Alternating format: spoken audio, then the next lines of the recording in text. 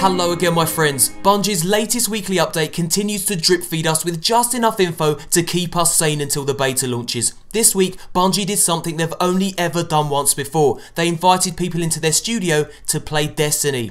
Now, the first people to experience Destiny were of course a handful of journalists from Game Informer. Their 2-day hands-on time with the game resulted in a huge news blowout. We learnt about focuses, the control scheme, the darkness, aspirational goals, and the game's huge world map. In short, it was the most revealing insight into Destiny's universe to date. So then, who did Bungie invite to play Destiny this time round, and can we expect a similar Game Informer style news blowout to follow? Well, Bungie's marketing guy Urk tweeted this. 2 groups visited this week to get hands-on, had to kick both out after hours because they didn't want to stop playing. As usual, Bungie's being vague with specific details, but they did describe the reaction of those they invited to play the game. Now, rather brilliantly, Bungie reveals that the most common phrase to come out of people's mouths as they play Destiny is "holy shit." Now, it's encouraging to hear that people's initial reaction to playing the game is profanity. When I play a game, it's always a great sign when I'm induced to spitting out excited expletives. And as for another news blowout, well, fingers crossed my friends. If it happens, I've got you covered. Bungie goes on to assure us that the beta is coming and that it will prove their concept of a world worthy of heroes who will join together in an adventure that's expressed through blinding action. But sadly, still no beta launch date. We also learned that Bungie, specifically Deej and Urk from Bungie, are back in London. Why? Well, according to the weekly update, they're here to make new friends. Again, Bungie teasing us, never giving away any specific details. But the last time Deej and Urk were in London, I was lucky enough to meet up with them, and I was treated to a private viewing of a new Destiny trailer. I'm guessing they're doing something similar this time around, spreading the good word of Destiny. And just in case you were wondering, this is what it looks like when you get stuck in a lift with Deej and Urk from Bungie. Beautiful bastards, I'm sure you'll agree. And this update just in. As I was making this video, Deej sent me an email inviting me to meet up with him and Urk at their London hotel. But don't get too excited my friends, no new Destiny details were divulged. It was simply Bungie being awesome and inviting members of the Destiny community for a drink and a chat. Deej and Urk are great company, as interesting, funny and gracious as you'd hope them to be. And Urk was wearing a Warlock t-shirt, so I guess we know which Guardian he'll be rocking come the beta. So then, before we move on to the mail sack, let's have a look at some of the interesting Destiny news that's cropped up this week. First up, this tweet from Bungie which shows a gorgeously sculpted Thorn, one of Destiny's exotic guns.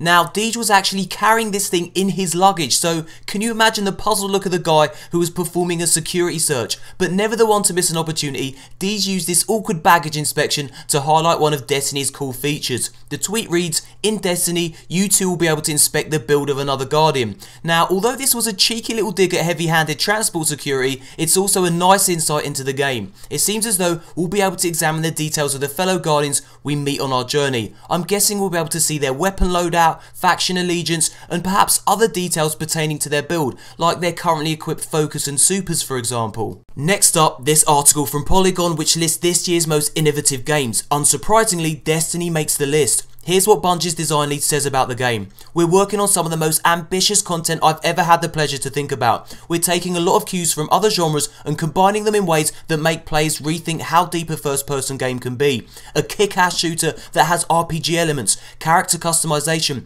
menacing alien combatants, a killer story, match-made co-op activities, challenging endgame content, competitive multiplayer, and is tied together in a persistent world where I can run across other real players as part of my daily routine. The first time I was in the game and saw another human player going about their business, I was blown away. You expect it in the real world, but to have it happen in a first-person action game is unexpected and enriches everything. You can ignore them, just like you do to most of the other people you see in the real world, or you can engage with them. That freedom and the gameplay ramifications are incredible."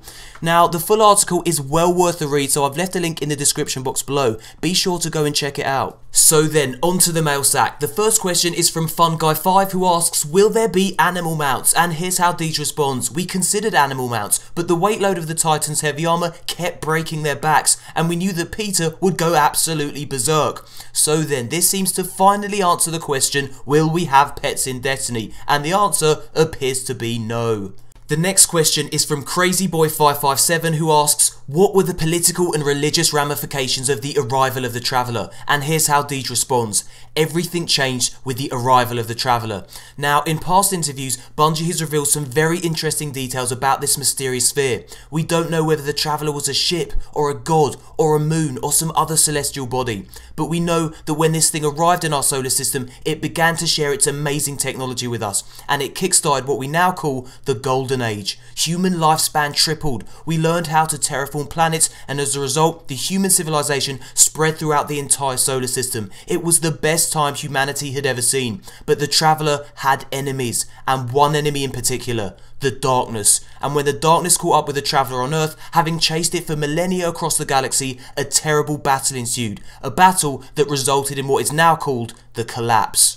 The solar system you'll explore in Destiny is one where humanity had spread to all worlds, all moons, and every asteroid belt in our solar system. We built great things but had to abandon them when the darkness arrived. This malevolent force of evil drove us out and mercilessly slaughtered us. The Traveller itself was crippled and fell silent above the Earth, and here, below this cracked white sphere, is where humanity retreated, to the last safe city in the solar system, and it's from here where the Guardians were born, their quest to drive back the darkness and wake the Traveller. But the darkness is returning once again, and if it can't be stopped this time, there is no hope for humanity. As a Guardian of the last safe city, it is your sworn duty to stop this happening at all costs. The next question is from Jazz Sam, who asks, has Bungie any plans for some form of second screen experience? And here's how Deej responds. The Companion will let you explore the world of Destiny wherever life finds you. To prepare you for its arrival, register for an account here on Bungie.net, and if you're sorted with a compatible device, download the Bungie mobile application.